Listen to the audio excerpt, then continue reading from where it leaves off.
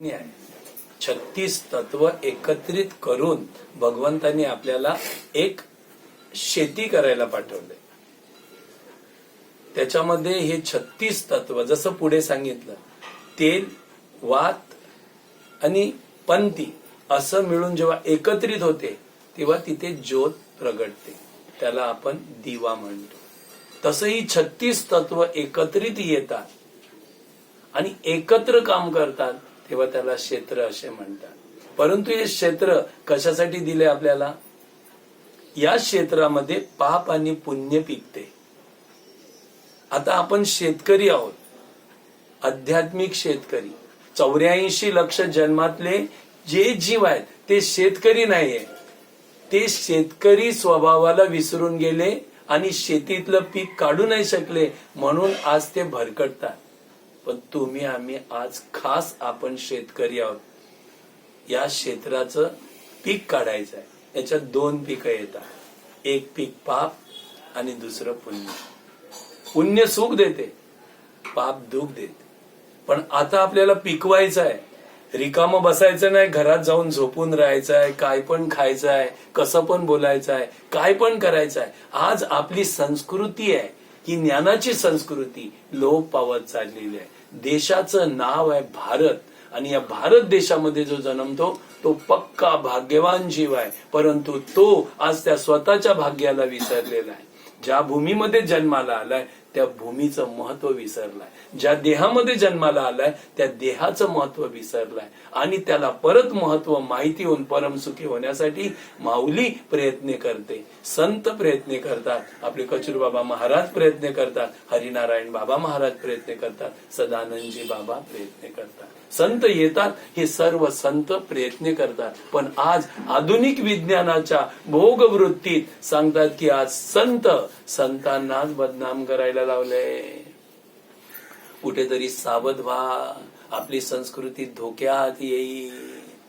आता जपली पाहिजे. भारत देश भारत आहे तो. भारताचं वाक्यार्थ काय? भा म्हणजे ज्ञान आणि रत म्हणजे त्यात रत्नारा. आपण सगळे ज्ञानात रत्नारे आहोत. आपल्या स्वला ओळखा, आपल्या सत्तेला ओळखा आणि परमपावन परमेश्वराने जो आपल्याला ज्या भूमीत जन्माला दिलंय त्या भूमीची सामर्थ्यता ओळखा आणि लवकरात लवकर आपल्या सामर्थ्याला जाग करा. हे क्षेत्र पाप पण पिकवेल आणि दुःख देईल, पण हे क्षेत्र पुण्य पण पिकवेल आणि सुख देईल. सर्वांना सुख पाहिजे तर याच्यातून प्रेरणा कोणती केली पाहिजे, पीक कसं काढलं पाहिजे हे ज्ञानेश्वर महाराज इथे वाचनामध्ये समजवतात. म्हणून मी तुम्हाला अर्धवट थांबवलं, नाहीतर सरसगट वाचून वाचून आपल्याला काय समजेल. चला पुढे. आज तुम्ही आम्ही आपण सर्वजण एकत्रित एकादशी महात्म्य, एकादशी मातेची पूजा, भगवंताची पूजा आणि भगवंताने आपल्याला ज्ञानांजन दिलेलं आहे ज्ञानेश्वरी. त्या ज्ञानेश्वरीच्या 108 ओव्या, 108 मंत्र जाप आणि मग एकादशीचं महात्म्य असा या दिवशी पवित्र यज्ञ आपल्या हातातून भगवंत करून घेतात आणि आपल्याला पुण्याही भरपूर देतात. भगवंतानी या यज्ञामध्ये तुम्हा आम्हाला निवडलेला आहे. काहीतरी आपली पूर्व पुण्याही आहे. नाहीतर अशी असंख्य जीव भरलेले आहेत मनुष्य रूपात, पण कोणाला आजच्या दिवशी काही पडलेली नाही. फक्त पैसा पैसा पैसा, धन धन धन. कुठे घेऊन जातील देव जाण. कोणी नेलंय काय माहिती, पुरावे पण नाही कोणाला. कोणीच नेलं नाही. ते दागिने पण गळ्यावर ठेवले ना तर स्मशानात ते राखाडीत ते येतात भंगी आणि गाळून ते पण घेऊन जातात. काहीच बरोबर जात नाही. एवढं सगळं डोळ्याने बघत असून सुद्धा मिळवण्याच्या मागे आहे. अरे बाबा, जे बरोबर जाईल ते का नाही मिळवत? तुझा विवेक तू का नाही जागा करत? साधू संतांनी एवढे विचार दिले, धर्मग्रंथ बनवून ठेवले. त्या धर्मग्रंथाला का नाही पाहत? आणि जर त्या धर्मग्रंथाला नाही पाहत म्हणून परत त्याला पाहण्यासाठी त्याच्यावर बाजलेली धूल परत साफ करून परत आपली लक्ष तिथे वेधित करण्यासाठी संत परत येतात आणि अशा काही प्रणाल्या करतात. त्याच्यामध्ये कीर्तन, प्रवचन, भजन ही सगळी होतात. याचं कारण ते पैसे कमावणं नाही. कीर्तनकार आला तर त्याला आपण बोलतो पैशासाठी येतो, नाही. त्याची ती परंपरा आहे, दिलेली ईश्वर परंपरा आहे. त्या ईश्वर परंपरेने तो गावागावामध्ये कीर्तन करतो आणि ज्ञानाचा प्रचार करतो. प्रवचन होतात म्हणून पैसे घेणं नाहीये, ती भगवंतांनी दिलेली परंपरा आहे. त्याच्यातून ज्ञानाचा प्रचार होतो अज्ञानी जीवापर्यंत. हे त्याच सत्य पोचवायचं असतं. आणि अशी एकादशी महात्म्य वगैरे ठेवलेली आहेत. त्या दिवशी चांगली दिव्य कर्म करा. याच्या मागचा हेतू आहे आपल्यावर असलेली पाप नष्ट करायची. म्हणून अशी पर्व 15 दिवसातून एकदा येते. पण हे पर्व महापाप भीरू लोकांना सुद्धा उत्तम गतीला घेऊन जाते. पक्का पापी महापापी दुराचारी जरी असला तरी या एकादशीच्या माध्यमातून उधळून जातो. अशी एकादशी आजची आहे. जिचं नाव काय हे तुम्हीच सांगा, मला माहिती नाही. काय नाव?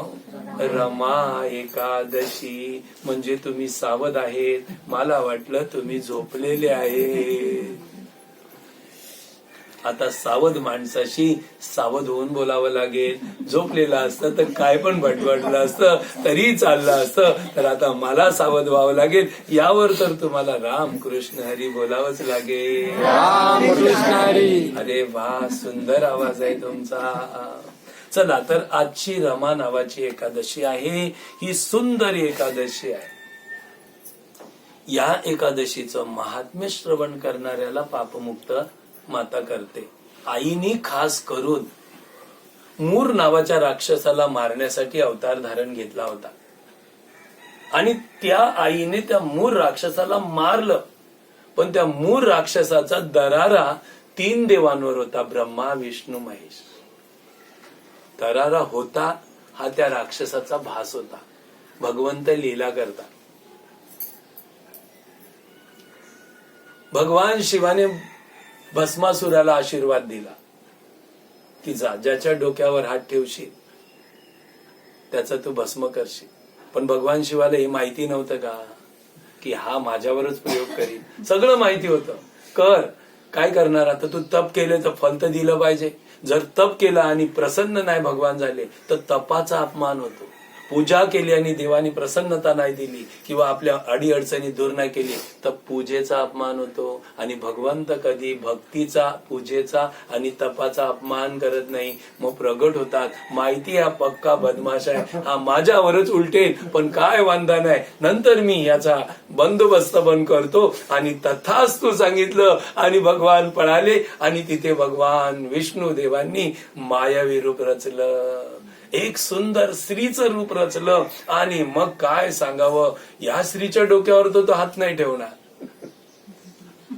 बरोबर ना? सुंदर स्त्री बघितली, गोरी गोरी पान, दिसायला छान, हा भुलला म्हणे, काय देवी तू कोण आहे? तुझ्याशी मला विवाह करायचा आहे, तू माझी पटराणी हो, माझ्याकडे सामर्थ्य आहे. म्हणे मी त्याचीच पटराणी होईन जी माझ्यासारखा नाच ज्याला करता येत असेल, मी त्यालाच वरणार आहे. तर म्हणे मी अशी नाचते, तुला येते का बघ. नाही, मी तुझ्यासारखा नाचेन. आणि मग त्या बहुरूपिणी, जी मायावी रूपिणी भगवान विष्णू देवांनी त्याला नाचायला लावलं आणि नाचता नाचता आपले हात असे डोक्यावर आणले, तसं त्याने पण डोक्यावर हात आणले, त्याचा आज भस्म झाला.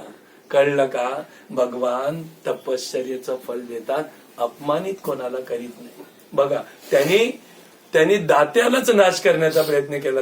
आम्ही तर दात्याचा आदर करतो. सांगा बरं, हिंसक दुराचारी पापी लोकांना सुद्धा भगवान तर वर द्यायला आले, तर आम्हाला का नाही देणार? आम्ही तर मनुष्य वेशात वागतोय. लोकांचं दुःख आपल्याला आवडत नाही, असा आपला स्वभाव आहे. दयाळू कृपाळू स्वभाव आहे. तर अशा दयाळू कृपाळू स्वभावाला भगवंत कधीच टाकणार नाही. जरा भगवंतावर पूर्ण विश्वास ठेवा, श्रद्धा ठेवा. याचंच नाव आहे भक्ती. काय बोलतो? तुमचा देवावर पूर्ण विश्वास आहे ना? हो बोला. हो. परमात्म्यावर आमचा विश्वास आहे. हो बोला. हो. म्हणजे बरोबर आहे. ज्या तत्वाला जुमलात मागे हटायचं नाही, जिद्दीने त्याच्या पुढे निघायचं. आजचं आपण वाचन पण तेच केलं. त्याच्यामध्ये ज्या क्षेत्रामध्ये धैर्य एक क्षेत्रातलं अंग आहे, ते धैर्य आपण जाग करायचं. किती 36 तत्वामध्ये एक धैर्य तत्व पण आहे. तर धैर्य कोणाच्यात आहे? धैर्य तुमच्यात नसतं तर साधू संतांनी प्रवचन तुम्हाला दिलीच नसती, तुमच्यापर्यंत ते अध्यात्म आणलंच नसतं. कारण त्या अध्यात्माला पेलण्याची ताकद आपल्यात आहे, पण आपण आपल्यालाच विसरलोय. जेव्हा आपण आपल्याला आठवू तेव्हा विश्वाचं घोट दुःखाचा पिण्याचं साम्राज्य आपल्यात आहे. त्याचंच नाव आहे धैर्य. ज्या कुटुंबात धैर्यशील माणूस असेल ते कुटुंब शांतीने राहिल्याशिवाय, ते कुटुंब आनंदित राहिल्याशिवाय आणि ते कुटुंब दुःखाला निवारण केल्याशिवाय राहणार नाही. बोला धैर्य एक गुण पण असं मोठं काम करतं. बोला आम्ही आमच्यातलं धैर्य जाग करू आणि धैर्यवान बनू. बोला आम्ही आमच्यातलं धैर्य जाग करू आणि धैर्यवान बनू. आम्ही धैर्यवान होतो, धैर्यवान आहोत आणि धैर्यवान राहू. किती या संसाराची संकट आमच्यावर येऊ, आम्ही ठसच होणार नाही, आम्ही घाबरणार नाही आणि आम्ही कोणाला घाबरवणार नाही. आम्ही धैर्यवान होऊ आणि दुसऱ्यालाही धैर्यवान करू. शाबास माझ्या बाबांनो, सुंदर. असे जगा, असे जगा, घाबरू कोणालाच नका.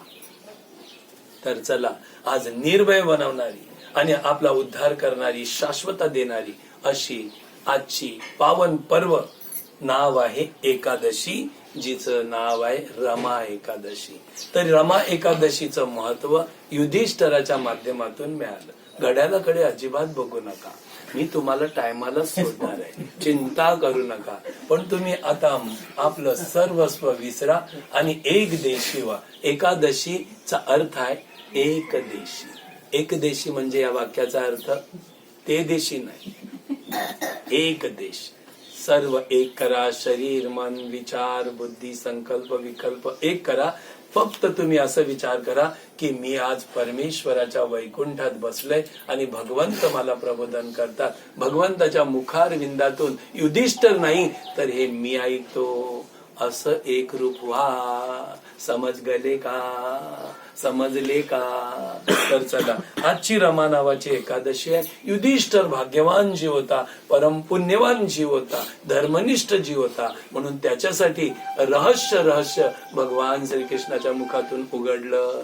तर त्या धर्मनिष्ठ राजाने भगवान श्रीकृष्णाला प्रश्न केला की हे जनार्दन, आपला माझ्यावर स्नेह आहे म्हणून अश्विन महिन्याच्या कृष्ण पक्षात कोणती एकादशी येते हिचं सविस्तर माहिती पूर्ण मला सांगा. अशी माझी इच्छा तुम्ही पूर्ण करा. तेव्हा भगवंत सांगतात की युधिष्ठिर, अरे राजन, अश्विन महिन्याच्या कृष्ण पक्षात रमा नामक एक प्रसिद्ध परम कल्याणकारी एकादशी येते. ही अति उत्तम एकादशी असून महापापाचा नाश करणारी आहे. महापापाचा हा वाक्य फार महत्वाचा आहे. आपल्या हातातून पापच झाले, महापाप. आपण तेवढेच आहोत, कारण आपण महापाप करणारी नाही. महापाप करणारी इथे आली, इथे बसली अशी इच्छा सुद्धा झाली नसती. अशा महापापी लोकांचा सुद्धा आज उद्धार होणार आहे, ज्यांच्या हातातून रोज पापच होता आणि पुण्य करतच नाही आणि पापाची बेरीज वाढती होते. बेरीज म्हणजे अशा महापापी लोकांचा सुद्धा. तुमची आमची तर बेरीजच नाही, वजाबाकी आहे. आता तुम्ही इथे आले, पाप वजा झालं, खरं की खोटं? बघा जरा, पाप वजा झालं. काहीकांची तर वाढती बेरीजच आहे. ते देवनाम करतच नाही, देव काम करतच नाही आणि देवाकडे वळतच नाही आणि देव कार्याकडे पण वळत नाही. त्यांची पापांच्या राशी राशी अशी अनंत पर्वता एवढी पातकं त्यांची जमतात, अनंत जन्माची पातकच तयार करतात. अशा महापापी लोकांचा सुद्धा आजच्या दिवशी उद्धार होणार आहे. तुमचा आमचा तर असा. यावर तर तुम्हाला राम कृष्ण हरी बोलावंच लागणार. राम कृष्ण हरी. तर असं महापापांचाही नाश करणारी आहे. आता नाश महापापांचा करणारी आहे, याला पुरावा म्हणून भगवान युधिष्ठिराला एक प्राचीन कालाची सुंदर कथा सांगतात. ते असे म्हणतात की प्राचीन काली मुचकुंद नामक एक राजा, प्रसिद्ध राजा होऊन गेले. ते श्री विष्णूचे परमभक्त आणि सत्यनिष्ठ होते. निष्कंटक राज्य करणाऱ्या त्या राजांकडे नद्यांमध्ये अशी श्रेष्ठ चंद्रभागा नदी मुलीच्या रूपात त्यांच्या घरी जन्माला आली. राजाने चंद्रसेन कुमार शोभनशी तिचे लग्न लावून दिले. एकदा शोभन दशमीला सासरी आला. त्या दिवशी संपूर्ण नगरात नेहमीप्रमाणे दवंडी पिटवण्यात आली की एकादशीला कोणीही भोजन करू नये. रोजची एकादशी यायच्या अगोदर दशमीला सर्व नगरामध्ये राजाचे सेवक दवंडी पेटवणार. उद्या एकादशी आहे, कोणीही भंडारा करू नये आणि भोजन करू नये, उपवास करावा. राज्याचा असा दरारा पण होता, चांगला दरारा होता पुण्य मिळवण्याचा, नाही का. तर एकादशीला कोणीही भोजन करू नये असं जेव्हा शोभनने ऐकलं, शोभनने आपल्या प्रिय चंद्रभागेला म्हणाला की प्रिय, आता मी यावेळी काय केलं पाहिजे ते मला सांग. आपल्या बाबांनी सांगितलं एकादशीला कोणीच भोजन करू नये, म्हणजे उद्या माझी सुद्धा वाट आहे, मला पण जेवायला मिळणार नाही. तेव्हा चंद्रभागा म्हणाली, पतिदेवा, माझ्या वडिलांकडे एकादशीला मनुष्य सोडा पण पाळीव प्राणी सुद्धा भोजन करीत नाही. प्राणनाथ, जर तुम्ही भोजन केले तर तुमची खूप निंदा होईल. म्हणून विचार करा आणि एकादशीला दृढ निश्चय करा की मी भोजन करणार नाही. असं आपल्या पत्नीने पतीला समजवलं. भाग्यवान असतात जे पत्नी समजवते, नाही तर हमेशा पती पत्नीला समजवत असतात. मग तो धर्म असो की अधर्म असो. वीरला पत्नी अशी धर्मनिष्ठ मिळते. जसे आता तुम्ही लोक आहेत, ज्यांना मिळात ते भाग्यवान पुरुष आहेत. समजलं का? समझ गए? वो भी भाग्यवान पुरुष है. लेकिन वो पुरुषों को भी समझनी चाहिए कि हमारी पत्नी बड़भागी है, इसके साथ हमारा कल्याण होने वाला है. जरी तुमचे नवरे किंवा तुमचे कोणी या सत्संगात ना आले तरी त्यांना देव त्यांची पाप माफ करणार. कारण दो जिस्म मगर एक जान है हम, दो दिल के एक अरमान है.